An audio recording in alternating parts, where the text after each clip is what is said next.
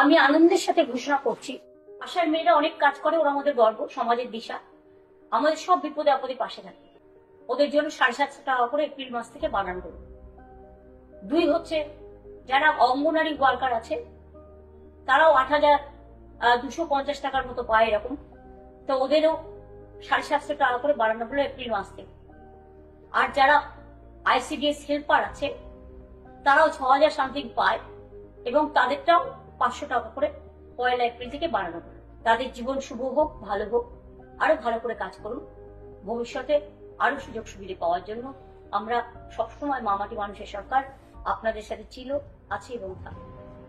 তো আপনারা প্রত্যেকেই জানেন গতকালই কিন্তু ফেসবুকে একটি পোস্ট করেছিলেন মুখ্যমন্ত্রী মমতা বন্দ্যোপাধ্যায়। সেখানে বলেছিল যে আগামীকাল সাধারণ মানুষের জ্ঞাতার্থে সকাল 10টায় একটি বিশেষ ঘোষণা করা হবে এবং ইতিমধ্যেই কিন্তু সেই ঘোষণা করেছেন মুখ্যমন্ত্রী, যেখানে তিনি জানিয়েছেন আশা কর্মীদের বেতন 750 টাকা বাড়ানো হবে এবং অঙ্গনওয়াড়ি কর্মীদের বেতন 750 টাকা বাড়ানো হবে। তাছাড়াও আইসিডিএস হেল্পারের বেতন 500 টাকা বাড়ানো হবে।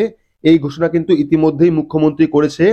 পরবর্তী আরো গুরুত্বপূর্ণ আপডেটের জন্য অবশ্যই চ্যানেলটিকে সাবস্ক্রাইব করে রাখবেন এবং পাশে রাখা বেল আইকনটি প্রেস করে নোটিফিকেশন অল করে রাখবেন। আজকের মতো এইটুকুই, ধন্যবাদ।